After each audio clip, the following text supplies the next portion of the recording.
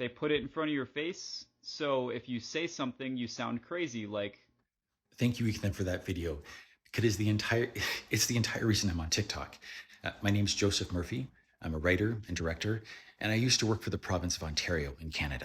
And while working for the province, I was harassed because of the color of my skin. The harassment was a little minor, but what was traumatizing and nearly unalive to me was how it was handled. Because as soon as I said, hey, there's a problem, the government made very sure that problem was hidden. They altered reports after I signed them. And again, I have an accounting background. And I was working for a publishing company at the time. And I said, hey, I can see what you're doing. You should probably stop that because I can see what you're doing and can tell people. And they said, go ahead, Joe, tell people. We don't care if you tell people. And I realized it was kind of like what happens with alien abduction. Now, I have studied conspiracy theories for about 30 years, largely because of this book here.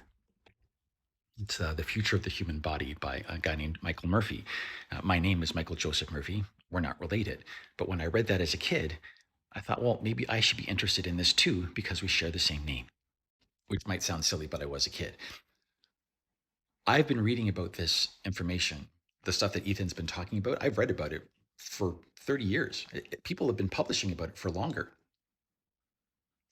They're not trying to hide it. They are just counting on you, the person watching this video, to think that we're crazy for talking this way. When someone calls you crazy because you can see reality, that's a form of mental manipulation. We can call it gaslighting.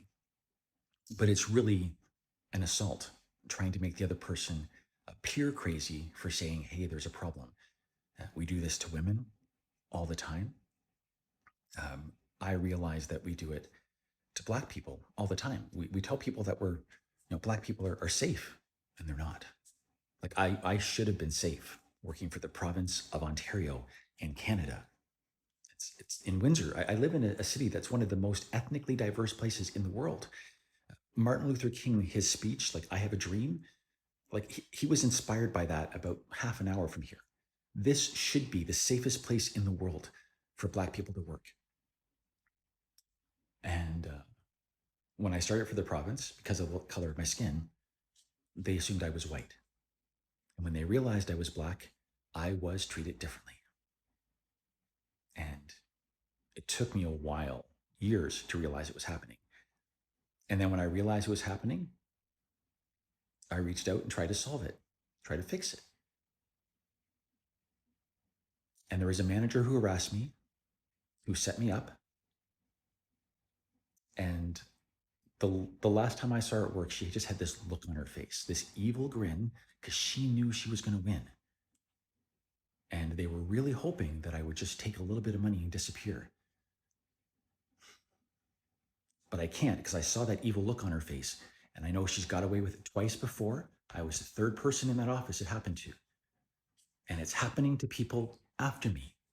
So I spoke up. There was 2 women that were being harassed in the workplace. I spoke up because of what was happening to them.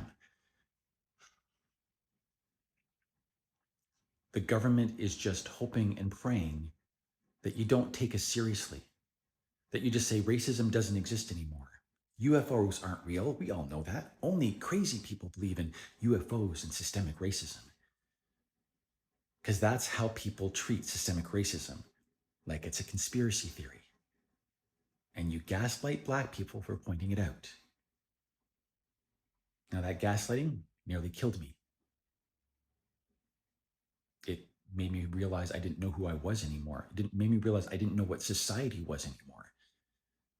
Because we've been lied to a lot.